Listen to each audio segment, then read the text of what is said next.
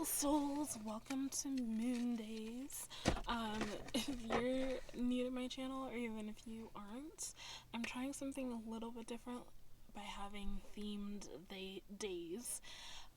So this week I'm going to be having a different theme for each day, and depending on how it goes, I may continue it each week. So today is Moon Days for Monday. And if you watch my Sunday video, you'll see I'm wearing the same thing because I'm recording whatever videos I can today. So this video is going to be about how to strengthen your intuition. So on Moon Days, I think I really want to try to do divine feminine readings or divine feminine topics. Maybe eventually I'll include masculine stuff as well, but we shall see. Masculine energy, not... Okay, so I do have a video already on my channel called How to Strengthen Your Intuition. However, I did a lot of rambling in that video, and I have like different portions of information in different videos, so I figured I might as well just bring it all together. So I'm gonna tell you the 4 ways I have right off the bat, and then if you want to stick around and hear each thing, you can. So I have discover yourself, seek solitude, connect with inner guidance, and connect with body. Now some of these kind of integrate together, some of them are kind of like the same thing in different words, but as I was thinking about it this morning, those were what came through. So now I'm going to actually talk about each one. So, discovering self. I have a video talking about my spiritual awakening somewhere on this channel, and basically it was when I kind of decided for myself that I was going to think for myself, be my own self, learn about myself and my interests, that my intuition began to grow. And to explain that a little further, the way I was raised was really more indoctrination than anything. And I don't like to say it like that now, but it really was, because I don't think I was really allowed to think for myself. I wasn't allowed to make my own decisions. I wasn't autonomous. I was considered a child way into adulthood, and just the way that my parents parented was a way of keeping me isolated and subjugated. And to have free thought, to be able to speak freely, to be able to, go after other things besides Christianity, to be able to have other interests besides just Christianity and ministry and all that stuff, wasn't an option. So it wasn't until I moved out, and even after that, maybe a year after that I started looking into other topics and other things that I found interesting, like tarot, like divination, palmistry, all these different things that I found cool. That was when my intuition really began to grow, because I was no longer limiting myself to a certain thought process. Growing up, I think I was very focused on pleasing my mom and pleasing my parents in terms of staying within that shell and trying to make everyone else proud of me, as opposed to making myself proud. I don't think I really knew who I was or what I wanted until I was 22. 22? I'm 23 right now. I'm going to be 24 in a few months. So, yeah, the whole time of 2023 was really about me discovering myself. That is a summary of that video that I made. So yeah, once I began to really think for myself and decide that the thoughts and things that I was going to explore were going to be for me, primarily, that was when my intuition began to grow. And as now, looking backwards, I can kind of now see different times in my life before my spiritual awakening where my intuition was coming through and speaking through me, and I wasn't aware of it. So, for example, like taking exams in college and not knowing the answer, but then the correct answer coming through. some of the time I would keep it, other times I would not, and I would pay the price for it. So that was something super simple.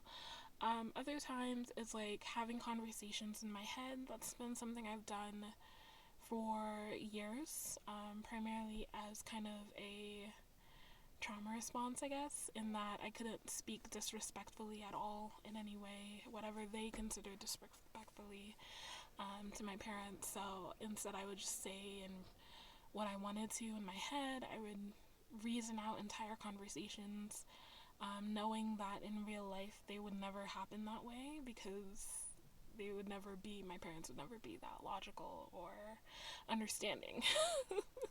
So I would just have the conversations in my head. And it was when I began to kind of allow those thoughts to flow without trying to influence things that I began to see certain lessons and thoughts come through. For example, one time when I was at work, my old job consisted of me doing counts with other people. I worked in a grocery store. And we were inventory, so we would travel to other stores and do audits and inventory counts early in the morning. And, my counting was kind of like a mindless kind of thing. Like, yes, you're thinking about it, but, like, it's counting. So, there was one particular time I had this whole aisle that I was focusing on, and this whole conversation was playing in my head, concerning my mom and how I didn't want to go to college anymore because I had one more year left of college. For reasons I won't get into, I was basically given the choice of either not going back for a semester or two or going back. And the way it was posed was not really a choice because I had no other choice. So I ended up not going back to school for several semesters until I just decided I'm not going back. And I had this conversation in my head where I was like trying to explain to my mom why I didn't want to go.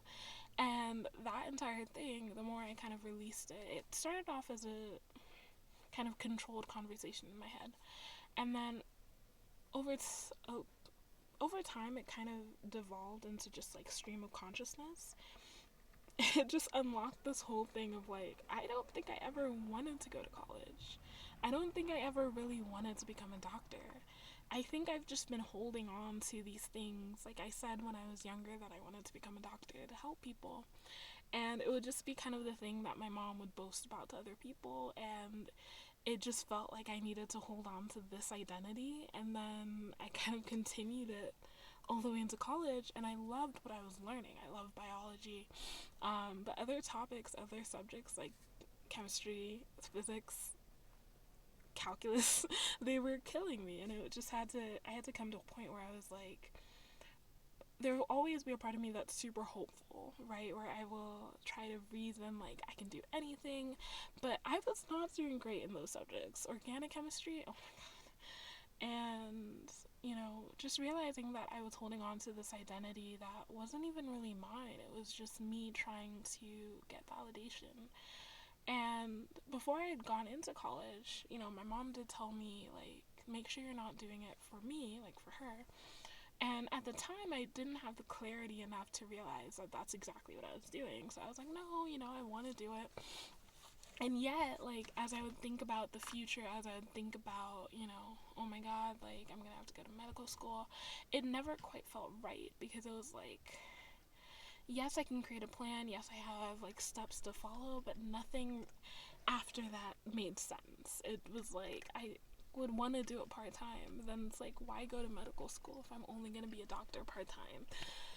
The whole thing. But basically, like, just allowing your thoughts to flow and recognizing your voice from the voice of others. I said in one of my videos that, like, I realized that my negative self-talk and a lot of the beliefs that I had about myself were not mine. They were my mom's, either that were projected towards me or that I was mirroring from her.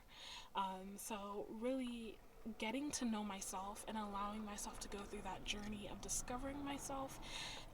It's easy to think that because you're a certain age, whether you're in your 60s, your 70s, your 80s, or you're in your teens, your 20s, it's easy to think that just because you've lived a certain amount of time that you truly know who you are, but in reality, that's not always the case, right? I don't think depending on the kind of parental structure you had, the kind of family structure, your early life, even just the life you've lived, you may not have had as much time as you thought to really learn about who you are and what you want. A lot of the time we've been going according to stories that other people have set in place for us and have decided for us. So, yeah. The second thing I have is to seek solitude.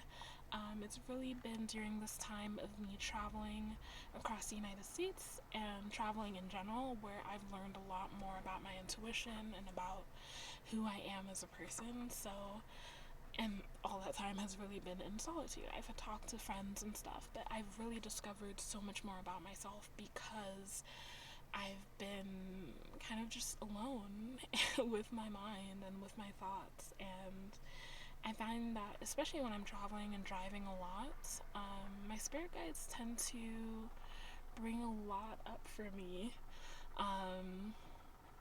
during those times. So you don't necessarily have to take a whole trip to learn about yourself, but definitely have moments of solitude. My whole life is basically solitude. It's when I choose. I find that I tend to distract myself a lot sometimes. Even though I know I should be sitting in silence, I end up putting up a YouTube video or Instagram, and it's just like, my spirit guides are like, no, we want you to just stop being distracted. So, there's that. The third one is connecting with inner guidance. So, I know that some people do meditations to connect with spirit guides.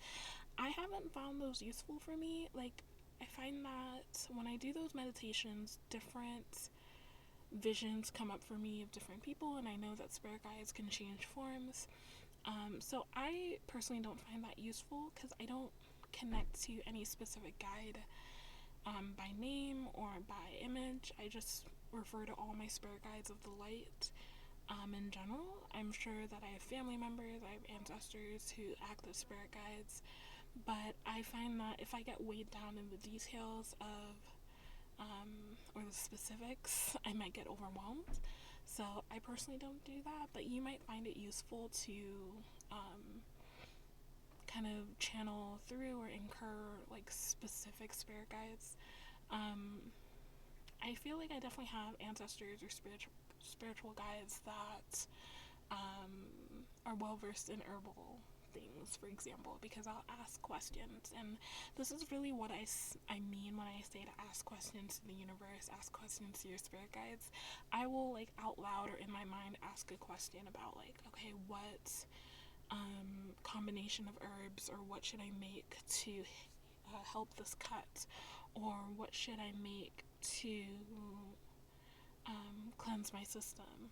And I'll just get downloads almost immediately of like herbs to use or things to just combine together. And I don't personally know like the effects or the logical details of things, but usually it ends up working well. So that's really what I do. Like I said, you might find it useful to connect to a specific spirit guide. I personally just kind of see them almost as like a counsel that I can call upon when I need help, and I always extend gratitude when things do come through. I'll say thank you, spirit guides, like thank you so much for helping me with this. I use them for problem solving. I use them pretty much with everything. Like, if I don't know how I feel about a certain person that's coming into my life, asking them if this is a good thing, if this is a bad thing, what I should be doing, I just commune with them throughout the day. So I know some people have more of an intentional relationship in terms of like meeting with them in specific times of day, or speaking to them at certain times or whatever. I just kind of go to them throughout the day depending on what's coming up for me. And I find that has been most useful for me. And then lastly, connection with body. So I have found that I'm a very feeling person. I do deal in all the clairs, all the clairs, at different times. So sometimes I might smell something that isn't in my natural space, might taste something, might hear something, see something in my third eye, etc., etc. You guys know the cliff or feel in my body. I'm definitely an empath. But in terms of like somatic feeling, like I will feel a lot of things in my heart space or in my solar plexus space or even in my sacral space. So depending on what is going on or what problem or whatever I'm facing, I might feel a reaction within my body towards something. And depending on where it happens, even in my head, depending on where that reaction happens and how it feels in that moment, I will kind of understand how whatever I'm facing or whoever I'm dealing with is influencing me. So I've had feelings of fear that hit me in my gut, and it doesn't feel good whatsoever. And that happens very strongly when I see certain people or certain things. I've had my heart space for feelings of love and feelings of dread where it swells very heavily. The dread obviously feels a lot heavier, and the kind of love or that positive energy feels very kind of like overwhelming, but like positive, and it's just like whoa, you know.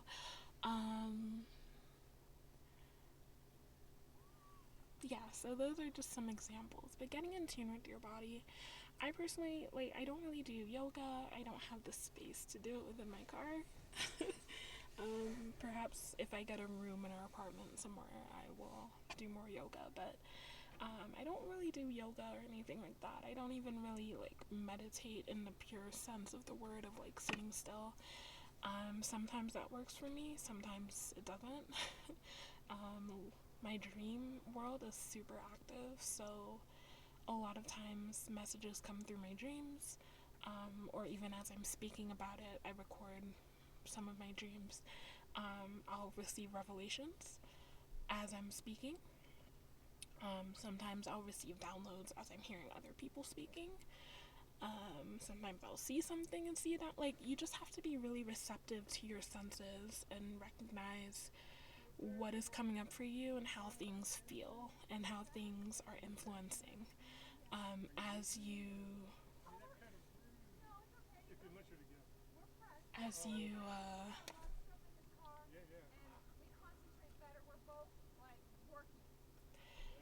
as you move around the world.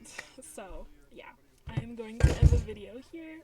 Thank you so much for joining me, and I hope that this helped. Definitely leave a comment and a like or dislike if you like the video or not. And I'll see you guys in my next video. Bye.